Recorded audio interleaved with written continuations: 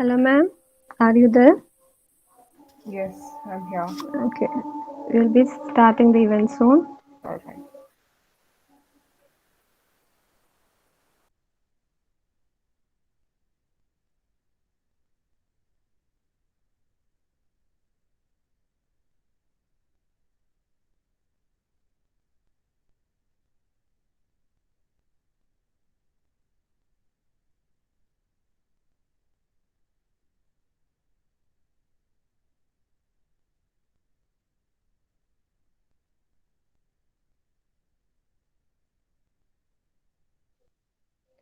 Warm welcome and a very good evening to one and all. I'm Sahla, IEEE CSMEA Student Branch Chapter Secretary. It is a wonderful day and I feel very excited and privileged to extend my warm welcome to all present here. Thank you for joining us for today's webinar on the topic Women in Computing conducted by IEEE MEACS Student Branch Chapter in association with Women in Computing and resourced by Ms. Haripriya. To talk about Ms. Haripriya, she is currently working under the QA department as a software engineer in Technomics KK, country leader of Women Tech Network from India, Asian ambassador from India for the Nigeria FinTech Week 2020, and many more. It is my pleasure to welcome Haripriya ma'am as the resource person and esteemed guest of this webinar. Welcome, ma'am. Next, I welcome our Honorable Counselor of IEEE MASP, Mr. Jamshir Ahmad. Welcome, sir. Next, I welcome IEEE CS MEASPC Advisor, Mr. Shamim P. Welcome, sir. I also welcome Mr. Muhammad Musharraf, Chair of IEEE MASP, and I extend my warm welcome to all other executive and non-executive IEEE members and all our esteemed audience present here. A little housekeeping before we get started. To keep the quality of sound functional during the meeting, please mute yourself throughout the meeting unless instructed otherwise. If you have any queries during the presentation or after the presentation, please type them into the chat box. And certificates will be provided for all active participants and the session attendance will be taken manually. Now we are done and we are starting the session with all your blessings. I cordially invite our speaker of the day, Ms. Haripriya, to our esteemed audience. Over to you, ma'am. First of all, thank you so much for your warm welcome. It was really an amazing introduction. And also, I would like to thank IEEE's MEA Student Branch Chapter for inviting me as a resource person for this webinar on the topic of women in computing. And I also would like to appreciate Ms. Aisha, who had approached me, and the way she had talked to me and the way she had invited me, everything was really appreciable. So I would like to express my sincere gratitude to all the IEEE members and the executives and everyone for giving me a chance to be part of this event. So with all your permission, let me start the presentation.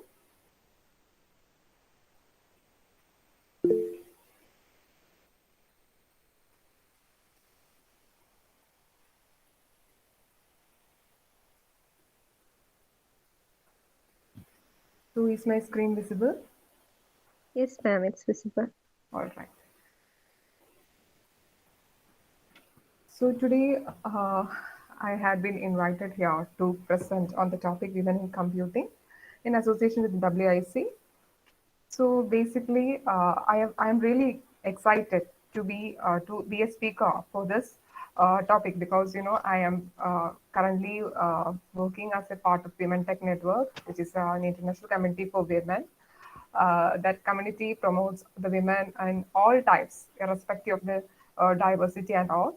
So because of that community, that community has transformed me from what I was to what I am right now. So I will be exploring deep about the women in computing, especially the pioneers that you all need to remember. And also, right now I just remember one interviewer who had asked me because in my resume I had put my one of my achievement as the ambassador of Women Tech Network, and so that HR had asked me, "Can you just list some of the pioneers of women in computing?" So at that moment, I stammered a lot because we know lot of male personalities who is very much prominent in this corporate industry. But when I was asked to name some of the female pioneers, I was stuck for some time because I was actually uh, stuck to retain what I retain the female personalities, and I was totally blank at that time. So from that day, I remembered why women personalities are not being remembered or among the younger generation, whereas the male personalities are being remembered. So that thought struck my mind, and I had indulged myself in lot of community activities where women are proved that they are correct and why they. And also right now I am taking lot of webinars regarding the importance of women and why they are lacking behind. So in this presentation, I will be discussing about that. So I would like to start with one of the famous slogan by one of the female pioneer, Karen Spark Jones. I think it's more important to get more women into computing. And the slogan she has put before us is, it's computing is too important to be left to men. So this is one of the famous slogan put by Karen Spark Jones. So today's agenda is, now we will be discussing, there will be just a brief intro and also the history of women in computing regarding who all are the female pioneers or who all has marked their presence during the ancient times and the current female pioneers. And also I would like to point out the reason why there are so few women leaders or why they are lagging behind, and also regarding the importance of gender gap in computing. So, women in computing, they were among the first programmers in the early 20th century, and they had contributed substantially to the industry at that 20th century times. So, as technology and practices has changed, the role of women as programmers has changed and they had been deteriorated at that time. And also, the recorded history of the field has downplayed their achievements. So they were not given a proper respect or they were not treated equally for their achievements or for their roles that they had worked on that 20th century times. So there are several women pioneers in computing from the old days. So not all of them are known to us, so we will be discussing about them in detail. So we are moving on to the history of women in computing. So here you can see some of the pictorial representation of the female pioneers existed in the 20th century. So some of them might be familiar with the names. So from the first we will start. It is Ada Lovelace. On the top left side, you can see Ada Lovelace. And another next to her is the Grace Hopper. You all might be familiar with the Grace Hopper celebration conducted every year. So it is one of the famous technical event, especially for women. And the other one is Ada Rhodes, Sophie Wilson, Adele Goldberg, Mary Lou Jepson.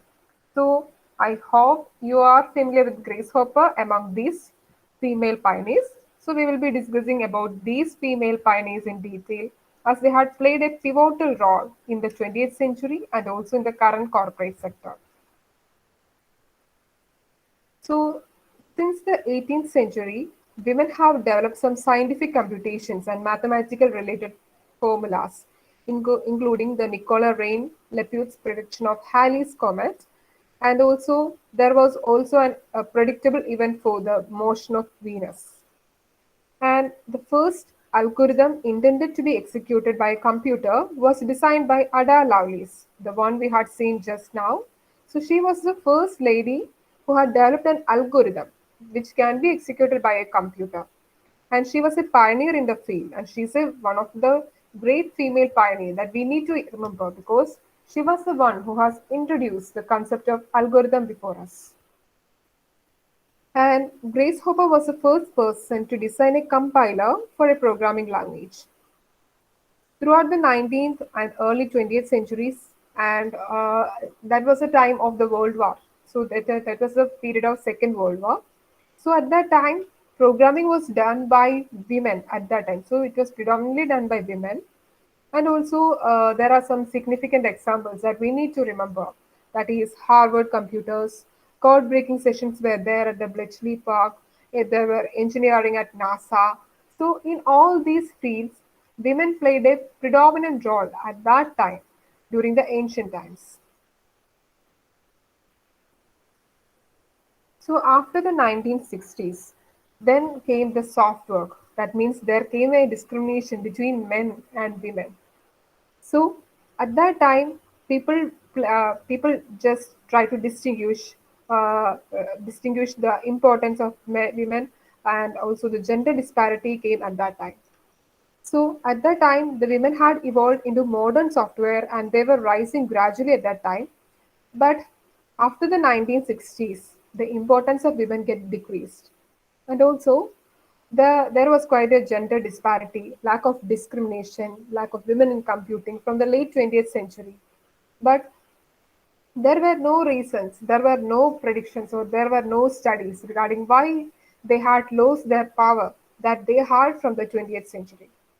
And also, nevertheless, we need to just remember that many women had played a major role at that time regarding the algorithm design, the compiler design, and also the in the projects of NASA, Harvard computers, etc.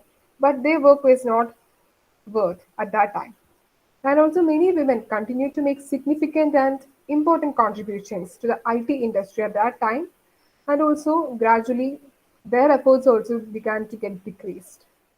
And in the 21st century, some of the women came up with the leadership roles in multiple tech companies such as Meg Whitman, and also they tried to play the role of CEO as well in one of the reputed companies like Hewlett Packard Enterprise, and also another renowned lady, that is Marisa Mayer. She's the president and CEO of Yahoo and also the key spokesperson at Google. So these are some of the renowned female pioneers that we need to remember, like the Marisa Mayer, who is the president and CEO of Yahoo. She's also the spokesperson at Google. So, at the 21st century, women tried to play the role of entrepreneurs, leadership qualities, CEOs, etc. Whereas when we compare it with the 20th century, they were quite programmers. So there are so many talented programmers in the women. They were there at the 20th century. So the story has changed from the 1700s. We will be discussing it in detail in the 1700s. As I had said, Nicola Rain, she was working as a prediction of Halley's Comet. So they were a team of human computers. So there were several teams at that time, but the most person that we need to remember was Nicola Rain. So they were a team of human computers and they worked with some of the famous persons like Alexis Joseph to predict the date of return of Halley's Comet. So they were busy with the works at that time. So they began to work on the calculations from 1757, which was the 21st century at that time, 20th century, and they were working throughout the day and sometimes during the meal times. So their efforts were nevertheless. They were working very hard day and night to predict the date of return of Halley's Comet. And also their methods were followed by successive human computers. So they tried to divide their scientific computations, their calculations, everything into independent pieces so that they assembled the results from each piece to a final product at that time. And also they had checked for errors as well. So whenever they try to do that, they were having an expectation regarding what is the outcome that they want. So they had created some of the results, like the expected results and outcome results. So they were working very keen on that. And Lepida also continued to work on computing for the rest of her life, even after the prediction of Halley's Comet was over. So they had also published some of the predictions for solar eclipses as well. So that 1700s was renowned for the prediction of Halley's Comet and for the publishing of the prediction of solar eclipses as well. And when coming on to the 1800s, on the 1800s, first computers were invented for the American Nautical Almanac was Maria Mitchell. So that was the first computer invented for the American Nautical Almanac. So her work was on the assignment was to compute the motion of Venus. You know the Venus is our planet. So She was busy while in the 1700s they were busy in the prediction of return of Halley's comet. In the 1800s, another group of women enthusiasts they were busy in the motion of planet Venus. So diverse changes or diverse thinking or diverse thoughts were coming through the brains of women at that time. The almanac never became a reality, even though it became never became reality. Mitchell became the first astronomy professor at Vassar. So even if her project was a failure or it did not gain any recognition at that time, she got another achievement or another recognition as she became the first astronomy professor at Vassar. And Ada Lovelace, she is the first pioneer lady, or she was the first person to publish an algorithm intended to be executed by the first modern computer, the analytical engine. And you know, the father of our computer is Charles Babbage, right? So that analytical engine was created by Charles Babbage, and Ada Lovelace was also being a part with Charles Babbage at that time. She was the first lady to design an algorithm for computer execution, and as a result, she also gained another recognition as the first computer programmer. So, this Ada Lovelace, she was introduced to Charles Babbage analytical engine when she was at the age of 17. So, she was very young at that time. And also, she was such a talented lady. And in 1840, she wrote to Babbage and she asked if there is anything that she can contribute in the invention of the first machine, because she was very much studious, she was very much intellectual and very much intelligent enough. By this time, Babish had moved his idea because he was very busy in designing the analytical engine at that time, and he did not consider her words because she was just 70. And like even in the modern society, also, like the elder ones won't listen to the younger ones' words, right? So, likewise, at that time, also Babbage rejected her words or rejected her inclusive thinking about the algorithm design and all. But later on, Babbage had realized how potential or how ignited her mind was.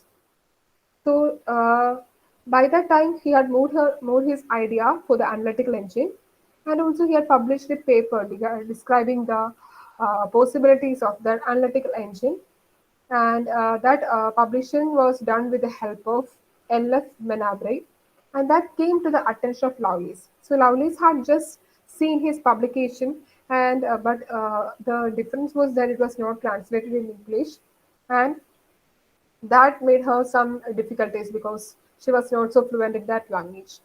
So she again approached Babbage regarding whether she can come up with some thoughts for his invention because that might be an innovation as well.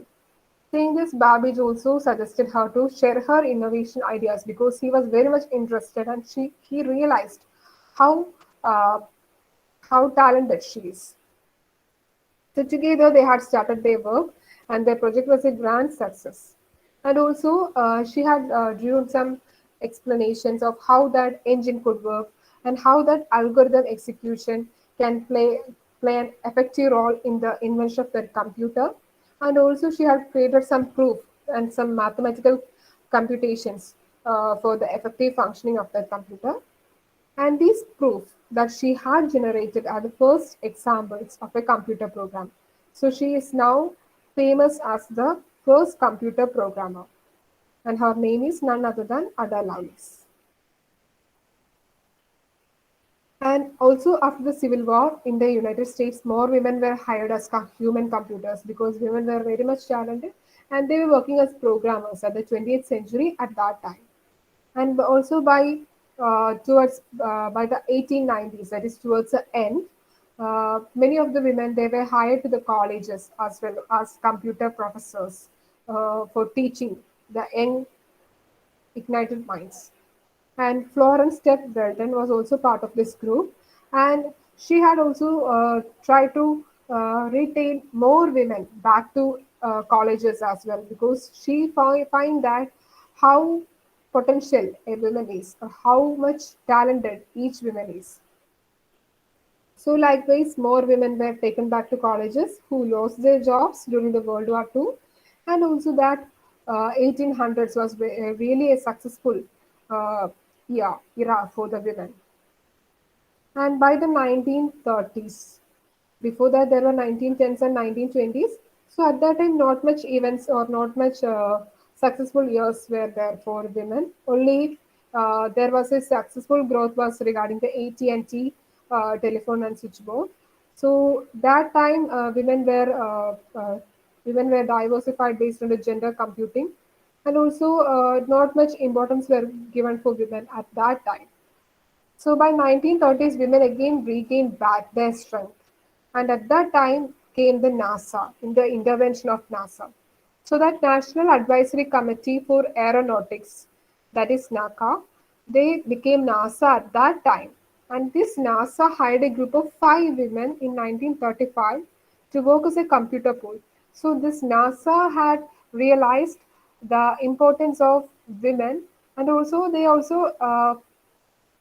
had hired 5 talented women to work as a computer pool, and the women worked on the data coming from the wind tunnel and flight test. So they were in the aeronautical section at that time. And towards the 1940s came the ENIAC. You might be familiar with the term ENIAC.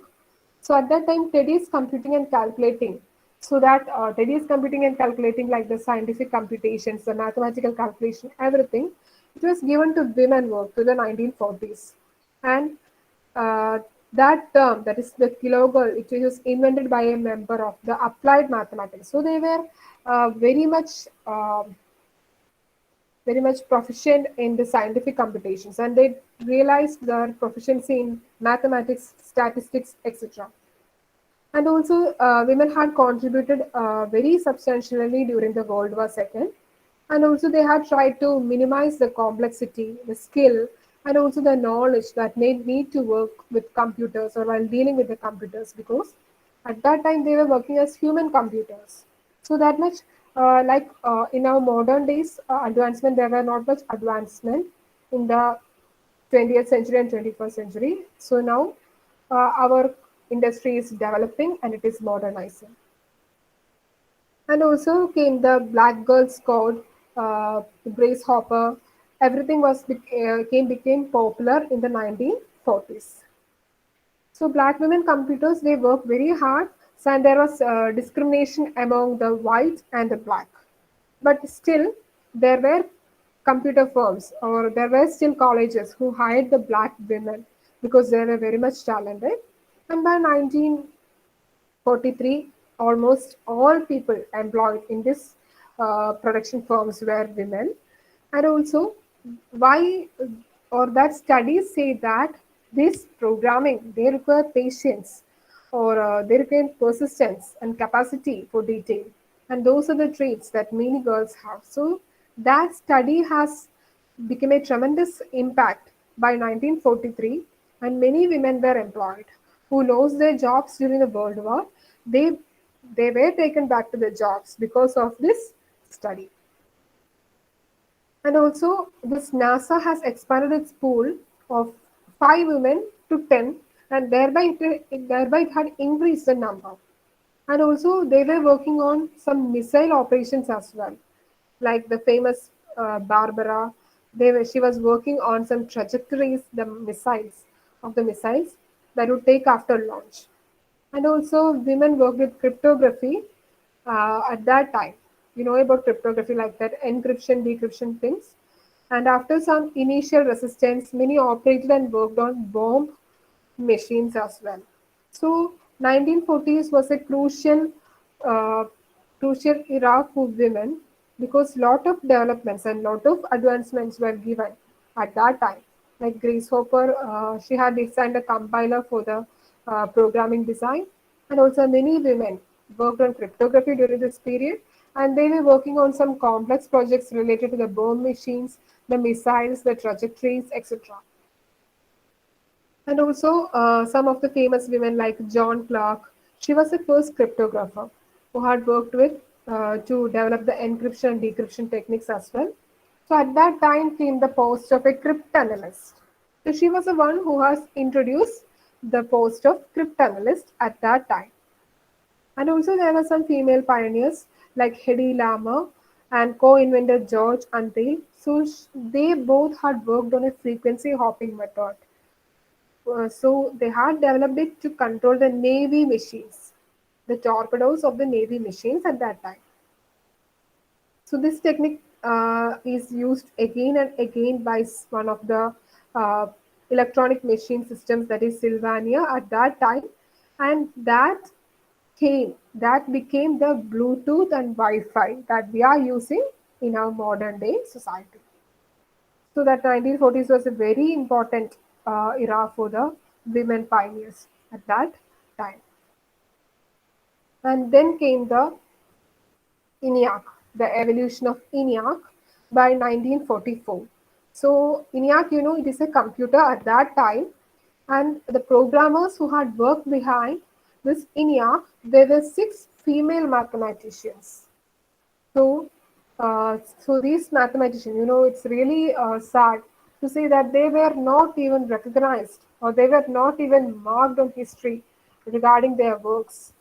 So let me just share with you, as it's their work is very uh, useful because firstly it came the evolution of ENIAC, and it was done only with the help of these six female personalities. So there comes the Marilyn, Betty, Kathleen Antonelli, Ruth Tetel Ballum, Jean Bartik, and Frances Pence. So these were the famous six female mathematicians who had programmed for the ENIAC computers during the 1944. So the person who has guided these six female mathematicians was the Honorable Adele Goldstein. She was a teacher, and not only the teacher, she was also the trainer. And these six female mathematicians, including the trainer, that is Adele Goldstein, they got the nickname as ENIAC girls.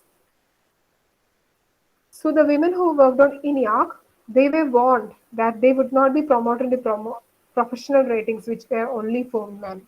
So there also came the gender disputing. Even if the work that these six female mathematicians, along with their trainer, they had done was remarkable, but they were warned because they won't be promoted or they will be underrated, because at that time also, society was thinking that only men should be promoted and not the female. They were always degraded. Their works were not remembered. They were considered as useless at that time. But nevertheless, designing the hardware, there was a myth like designing the hardware was only for men and it was not a work for women. So they also had tried to change the myth, and they started working in some complex projects that men were involved at that time, like designing the hardware and like that, and also wiring things, and also in the part of missile trajectories, bomb repairing of bomb machines. That was very much partial work for women at that time. So that myth was there, like designing the hardware was for men, whereas programming the software was for women. So that thought has been changed upside down. So sometimes women were also given the blueprints and wiring diagrams so that they could figure out how that machine worked and how to program it. So they were just put into deep to know. They were asked to dig in so that more type of ideas or more type of innovations, everything was coming at that time.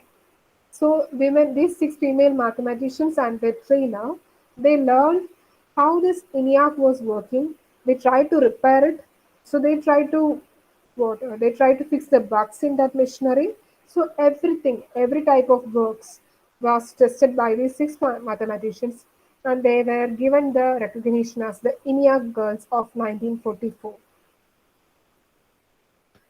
And also, Grace Hopper was the first person to create a compiler for a programming language and one of the first programmers of Harvard Merck 1 computer was that, and it was an electromechanical computer based on an analytical engine.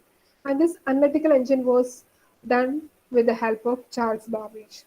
So this Grace Hopper's work with computers. She started it in 1943, and in in recognition of her, we are celebrating this Grace Hopper celebration every year. So it is one of the largest technical events specifically for women. So it is in the recognition of this Grace Hopper, who was the first person to create this compiler for the programming language. So Hopper not only programmed the computer, she had also created a comprehensive manual book for the creation and for the working as well. So look how talented she is. So by the time while she was programming, along with that, she had also created a manual for reference so that it would be easy for the other users as well. So even though this Hopper has created this 500-page comprehensive book as a manual for the users, which was it was widely cited and published, she was not specifically credited in it. Here also the achievements or the talents or the credits of women are degraded. She was not recognized for her work or she was not appreciated for her work. So later on, Hopper is credited with the term bug and debugging as she has worked in the project for malfunctioning of Mark II.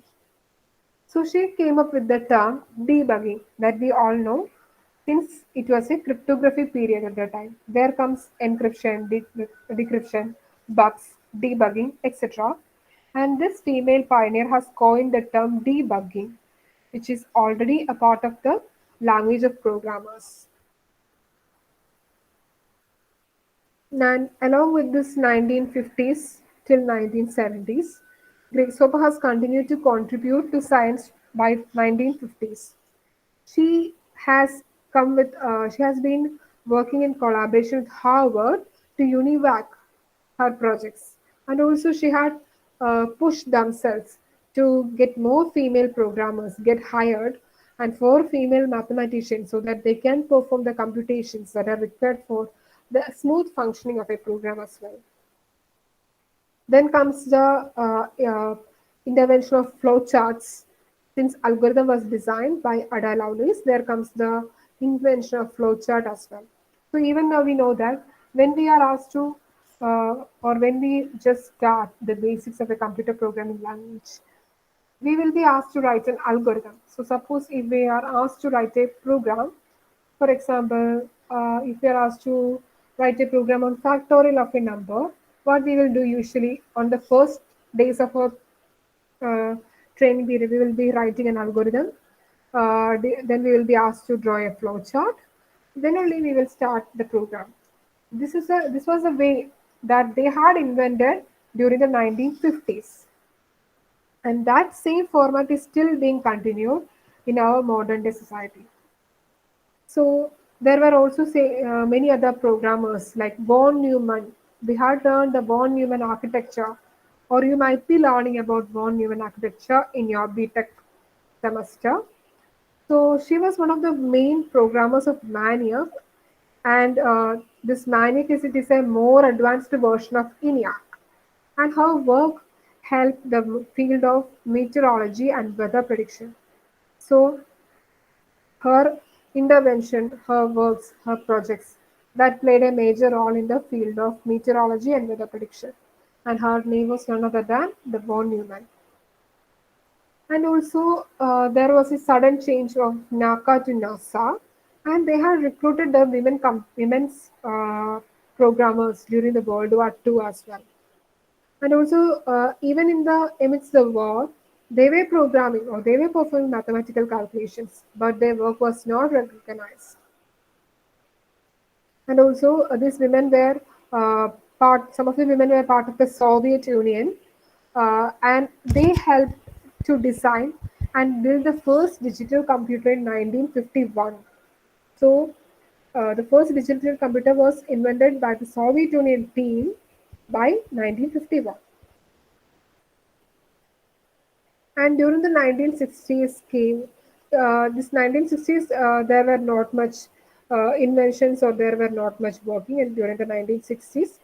So some of the prominent companies like the IBM, they started to hire women for developing the programming language, and lot of books were published by women regarding uh, regarding the concept of programming languages or the standard work on programming languages. So everything they will get featured in the Times in 1972 as well. That is towards the end, and also their work slowly, gradually, their work got recognized, and by the end of the decade, so this some of the demographics of the programmers, they had shifted away to predominantly women, as they had before the 1940s as well, and also the cosmopolitan rate, everything was gone down at that time. So this some of the renowned female personalities they got featured in one of the article, that is a Cosmopolitan, by 1967. So a lot of magazines started to feature women, their works, their hardships, everything, etc. And now towards the 1980s was one of the renowned person, that is Gwen Bell. She developed the Computer Museum in 1980.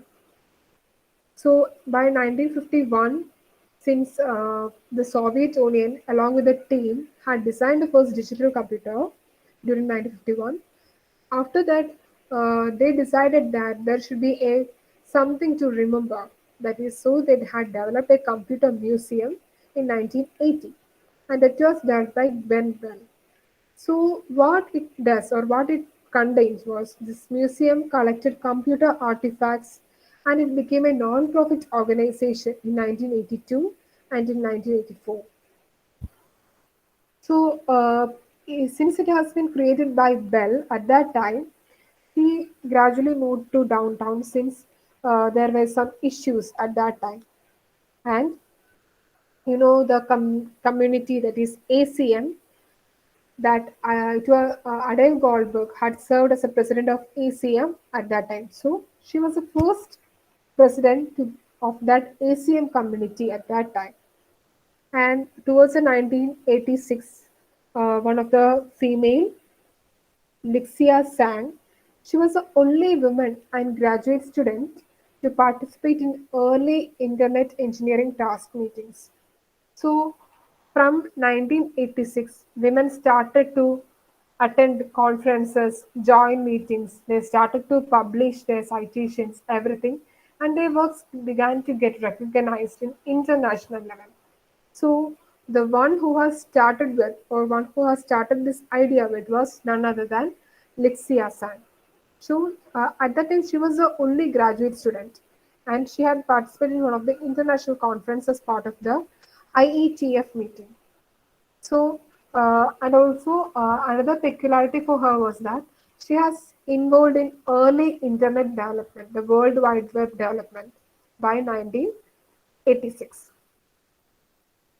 And also, there are a lot of female personalities who had gained PhD, even or the since there was a discrimination between the whites and blacks, we need to remember a personality, Marsha.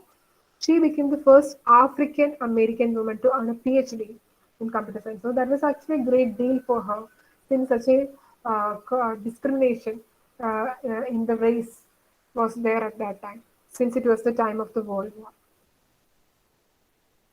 And also, there comes the Ethernet, and it became the standard for networking computers locally. And the person who has worked behind the functioning of Ethernet or the invention of Ethernet was Radia Perlman, and she had worked at Digital Equipment Corporation, that is a DEC committee, and she was at first criticized regarding the evolution of Ethernet, and she was asked to fix the limitations within a short span of time. So she was asked to fix the limitations that Ethernet imposed on large network traffic. So even if she was stuck at that time, in 1985, she had finally find a track, or she had came up with a way to route the information packets from one computer to another computer in an infinitely scalable way. And that had uh, become a tremendous impact for the criticizers, because they had never expected that she will find an idea to reduce the network traffic caused by Ethernet at that time. So that was during the 1980s. And also we need to remember another personality, Anita Bok. So she had founded an email support group, Sisters, in 1987. So some of the familiar names is Anita Bok, Grace Hopper, Ada Lovelace, Lixia Sang. So these are some of the tremendous or female pioneers that we must keep in our heart because they had played a major role major role because some of the things that we are using right now is only because of the hard work by these female pioneers who are no more with us.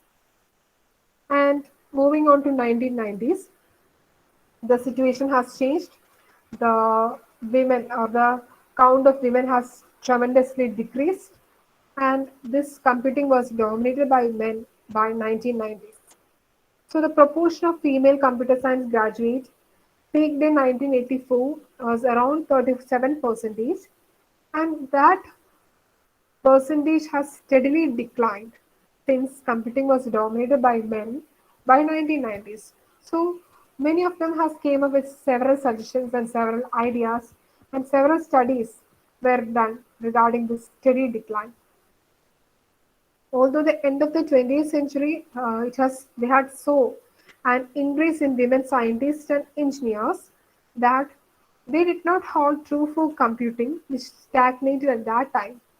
So, amongst that, they were very involved in working on hypertext HTML. That was a way for that. So, in the 1990s came the importance of HTML, hypertext markup language, and they were busy in the working of hypertext, hypermedia projects during the 1980s and 1990s. So, who had worked behind this HTML? That was none other than a team of women at Brown University, like Nicole, Karen Catlin, developed Intermedia, and also they had invented the anchor link, which is one of the pivotal element of HTML.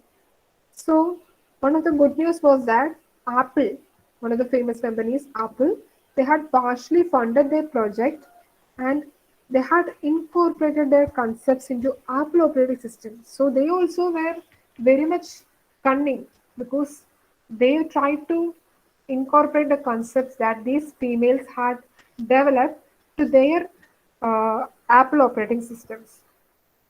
But that really helped these female programmers since they were funded for their product, not fully but partially. And another one is Sun Microsystems. They had developed by Sunlink Service was developed by Army Paul for the Sun Microsystems. And also, you all might be familiar with the bookmarks. So even in our computers also, we will be creating some bookmarks for some specific URLs that we are frequently using. So that bookmark was created by Janet Barker. So she developed the first system to use bookmarks when she created the symbolics document examiner. So that bookmarks concept it is really useful for all of us because so that we don't want to remember the URLs that we are frequently using so that we can just add bookmark for or we can add our favorite URLs to bookmark so that it will be very easy for us while browsing things. So that bookmarks was discovered by Janet Walker, and in 1989 Wendy Hall, she had created a hypertext project since they were working for the release of HTML at that time.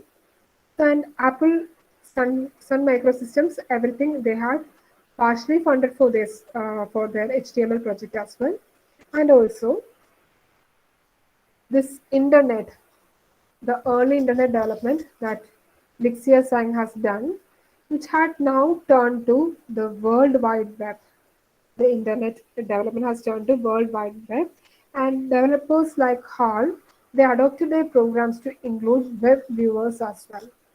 So this World Wide Web, uh, bookmarks, HTML, so everything was marked in the 1990s. And also some of the females started building their own companies and one of the female was Sarah Allen. She was a co-founder of a famous company that is After Effects. So she has co-founded the commercial software company called Cosa in 1990. So she was the first entrepreneur who has started a commercial software company in 1990. And also there comes the term Macromedia, and she was the lead developer for Shockwave multi-user server, the Flash Media server, Flash Video. Everything came during the 1995s.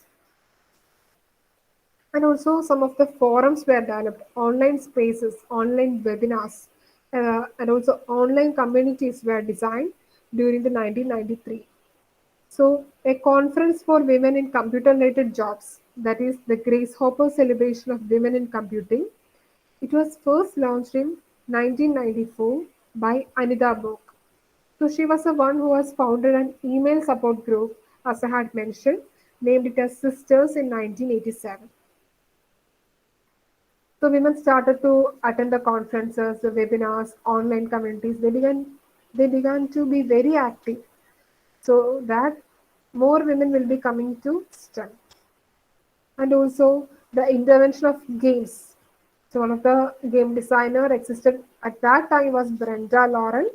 So she started to research regarding the importance of games and how the level of games or how the type of games paved some differences in the way girls and boys experience playing video games. So, one of the common games like PUBG, it was played by mostly boys, and not all females know about this game. So, like that, she started to research about the difference that male and female began to experience in the field of games. She understood the quality that each one need while designing the video games. The tone, the naturality, everything was being researched. And also she had did some research in one of her companies during the 1996 as well. And the Barbie fashion designer, it became the first best-selling game for girls. So she understood the tone of male and females regarding the design of games as well. And also there were some cyber feminists at that time, like the Josephine Tas, Julian Pierce, like that during the 1990s regarding the computer technology as well. And also they had gathered during the 1997, there was a gathering of some cyber feminists that was called as the first Cyber Feminist International, and it was there at Castle. So 1990s was also a very much important era for the female pioneers.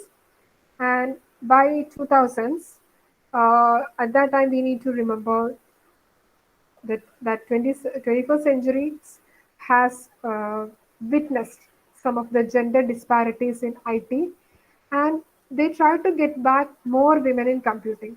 Since in the 1990s, there was a steady decline, or there was a steady decline in the proportion of females and males at that time. So in the 21st century, they had tried to get back more women to STEM, and they tried to avoid the gender disparity that was existing in the previous era. So there was a survey by 2001.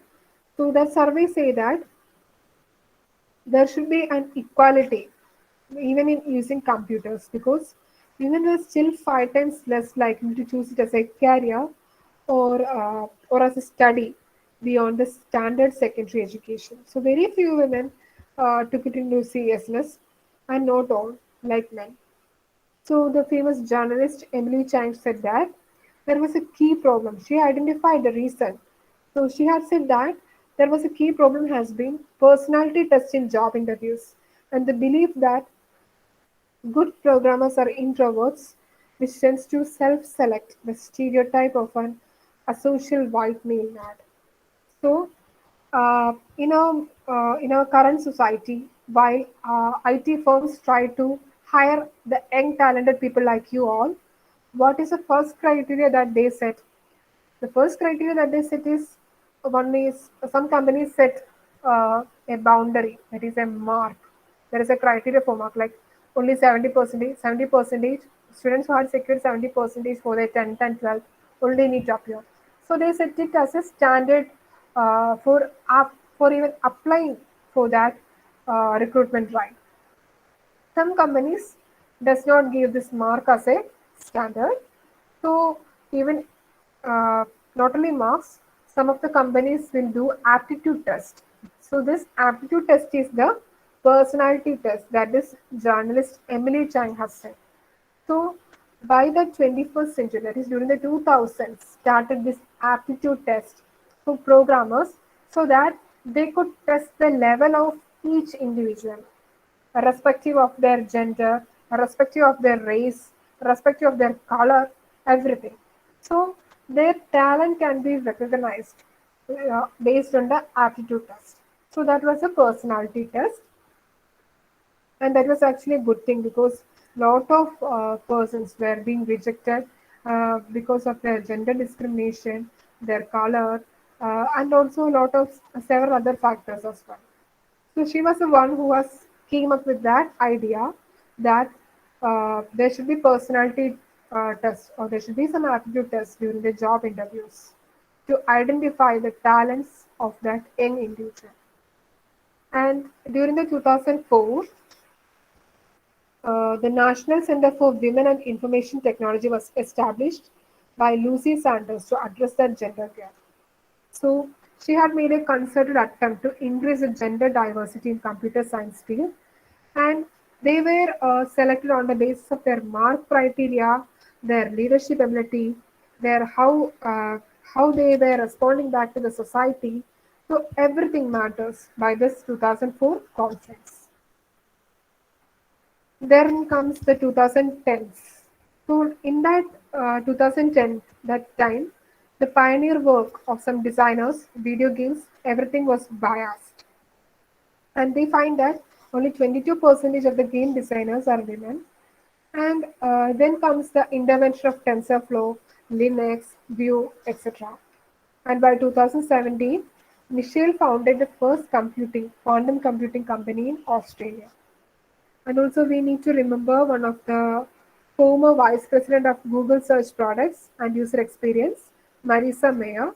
She was a renowned lady during that time. And also she was the CEO of Yahoo as well. Now moving on to the women pioneers. So you can see the women pioneers existed in different centuries like 1800s, 1920s, 1940s. And also the 1950s witnessed the NASA, Annie Esling, and the 1960s came some of the reputed companies like IBM, and in the 1970s, Katherine Johnson working at NASA, and the other females like the 1980s that witnessed the digital production, and this 1990s came the Jamie Levy. She has popularized the e-sign in 1990s, and this 2010, as I had just uh, told you now, she's Marisa Mayer. She's a former vice president of Google. She's such a talented young lady, and she was a former president and CEO of Yahoo as well. So she has such a lot of capabilities and talents that she had reached such a great position at her young age. So I would like to show you a small video. How did we get here? Why is this so common? How did tech become so male dominated? Modern computing emerged in the early 1940s. During World War II, the military hired hundreds of women to solve complex calculations that would improve the accuracy of weapons on the battlefield. Naval officer Grace Hopper, also a mathematics professor, developed a compiler, a program that translates English instructions into computer code. This paved the way for modern programming language. And by the end of the war, women worked on the Army's top secret projects, the Electronic Numerical Integrator and Computer, or ENIAC. The ENIAC is often credited as the world's first general-purpose computer. After all of our hard work, we weren't even invited to the ENIAC unveiling dinner celebration. The male hardware engineers were congratulated, while we trudged home in the snow. Throughout the 50s and 60s, women often worked behind the scenes building software while men specialized in hardware engineering. Perceived as mindless and menial, computer programming had become women's work. In 1967, Cosmopolitan magazine published an article hailing computer science as an exciting alternative to secretarial work. 20 years ago, a girl could be a secretary, school teacher, social worker, or a nurse. Now have come the big dazzling computers and a whole new kind of work for women programming. During the 1970s and 80s, the number of women pursuing degrees in computer science steadily increased. By 1984, women majoring in computer science grew to 37%, nearly twice what it is today. The revolutionary advancements in computer software of the 1980s brought a gold rush to Silicon Valley. The focus for men shifted from hardware engineering to software development. Men like Steve Jobs and Bill Gates became the heroes of the rapidly expanding industry. Is a 21st century bicycle that amplifies a certain intellectual ability that men have. Pop culture gave rise to the stereotypical male nerd with movies like War Games, Weird Science, and Revenge of the Nerds. They don't have the moves or the muscle, but they've got the brains. Video game companies marketed their consoles as toys, and because toys were gendered, toy stores stocked games in the boy aisles. Ads depicted fathers teaching their sons how to use computers. Women often appeared as wives or product models. I was a math geek in high school and thought comp sci would be no problem. When I went to college and took a beginning computer science class, I was already behind. When I asked questions, I was told, "You should know that by now." Today, the number of female computer science majors holds steadily at around 18%. The truth is that the company had trouble hiring women because it was just a bunch of nerds. They never talked to women. So how were they supposed to interact with and hire them? Tech companies reject women from jobs by saying they're not culture fits, which seems to be code for our male employees don't know how to socialize with women. Today, around 1 in 4 computing jobs are held by women. The percentage has actually fallen slightly in recent years, even as women are making large strides in other fields. These women are nerds and innovators, but because our culture relentlessly tells us that only men can be defined as geniuses, women get pushed out, leaving tech at twice the rate that men do. Women developed computer science, not just men. Programming is not male or female, and remembering that is a key step to fixing the tech industry's gender gap. So that was just a simple video regarding what I had explained till now. I hope you understood that. And also I would like to gather your attention regarding why there are so few women leaders, not only leaders, why women are lacking behind.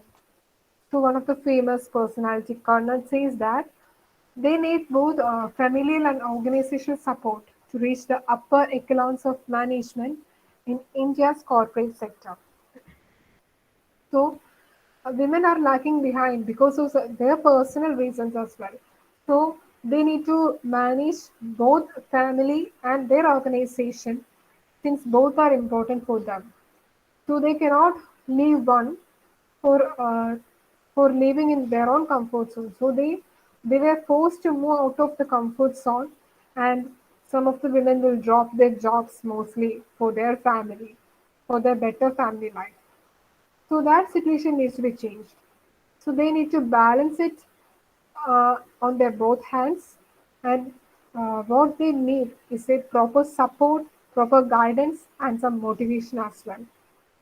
And this lack of women in these leadership positions and in high positions means that their female talent is being unraised. Even I know personally lot of talented girls who is not trying to reach to a higher position because they are afraid to face the public. They are stammering behind. So the reason for this is all it's none other than it is a fear. That's a glossophobia. So they are reluctant to face the public. They were afraid to speak up their own opinions. So they are just trying to mug up everything and live under someone for the rest of their lives. So this is what happens for women. And also, a recent study says that even in international level, only 28% of the American CEOs are women. So, what I had find is that one of the major challenge these ladies they face in this corporate sector is the work-life balance. So, those who can achieve the right balance will always succeed. And the balancing act between family and work leave women almost no time to socialize professionally. So they will be out of mind most of the time, thinking both family and organization at a time. So, to make a change, the one of the best suggestion from me is effective networking. It is a necessity to achieve great height and also to be uh, also to reach the high positions for women, not only for women, also for men as well. So, due to their circumstances, due to their personal reasons and some barriers, women are left behind. Even we know that very few entrepreneurs, very few women CEOs are there, even in our country as well. So, regarding the gender gap in computing, so we know that there is always a disparity, gender disparity in computing field. Like there is a discrimination between male and female. Like male, there is a concept that women cannot design hardware or women cannot do any complex job. They can just work as a software programmer like that. So there is a myth existing even in our modern society as well.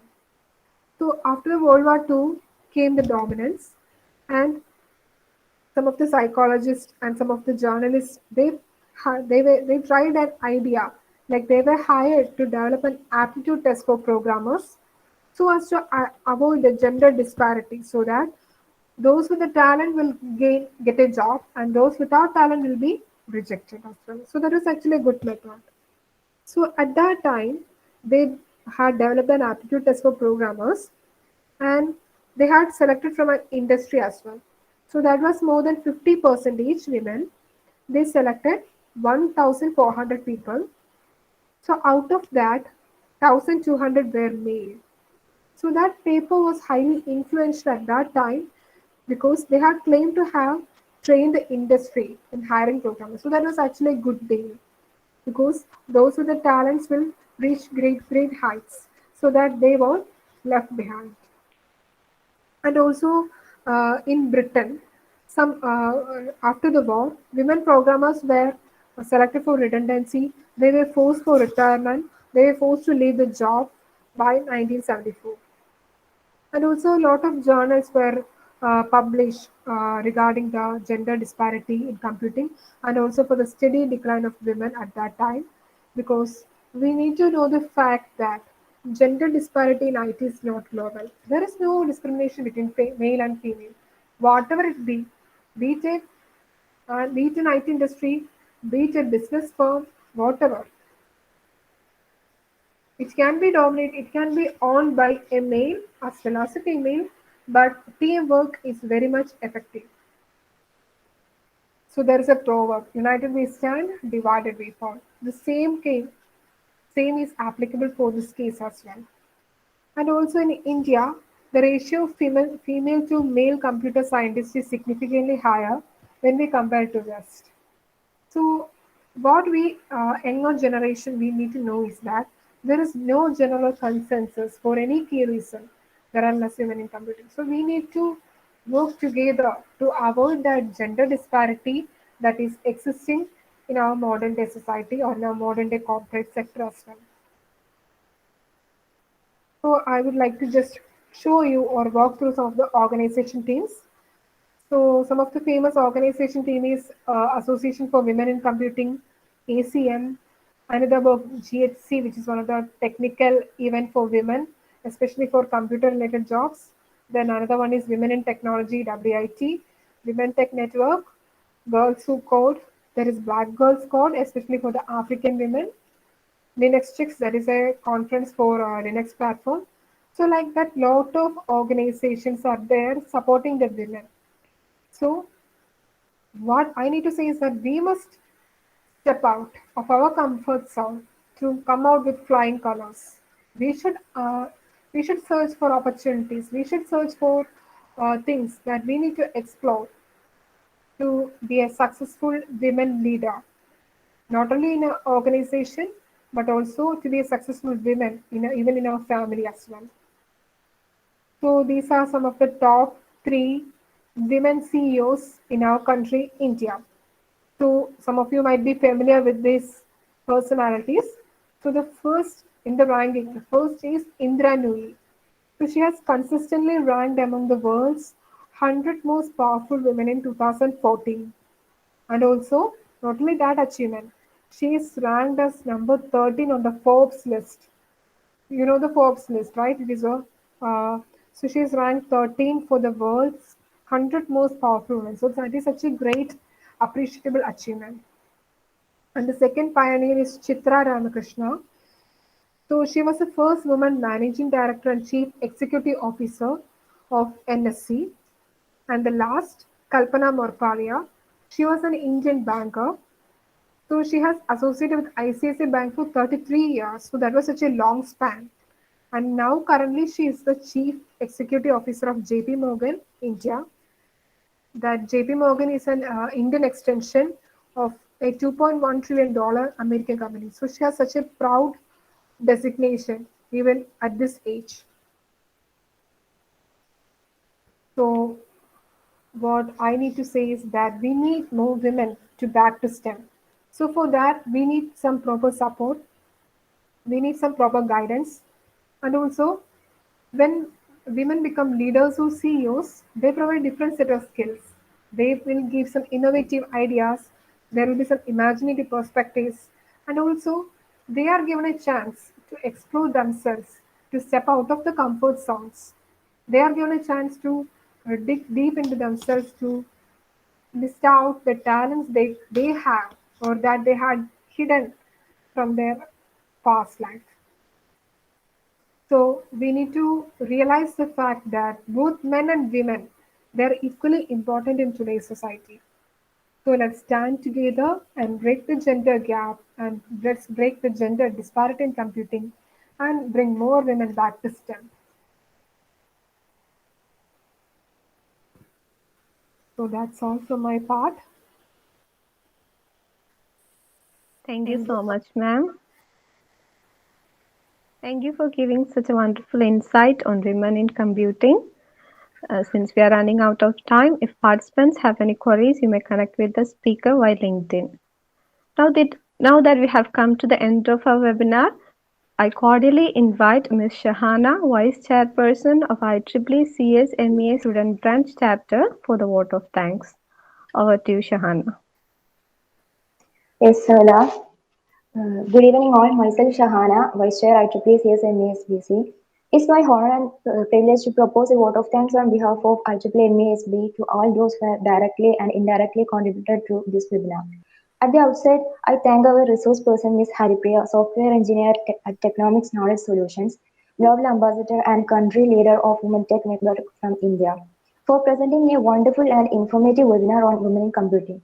We all know that female students are always refused to take computer fields, but the way she explained the benefits and opportunities, also the history behind women in computing, gave us a deep insight, enabling our curiosity to dive more into this field.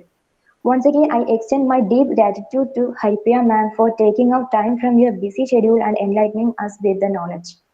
I would also like to express my sincere thanks to our IEEE MESB Counselor, Mr. Jamshir Ahmed, CS Advisor, Mr. Mohammad Shameen, Chairperson, Mr. Mohammad Mushraf, Vice Chairperson, Ms. Dishana Shameen, CS Chairperson, Mr. Ashwin Das, and all other executive members who made this event a great success. And our heartfelt thanks to all the participants for attending this webinar. Thank you so much. Okay, thank you everyone. We sincerely appreciate you being here. Thanks again for joining us today, and we will see you next time. Thank you. Have a nice evening. Participants may now leave the meeting window.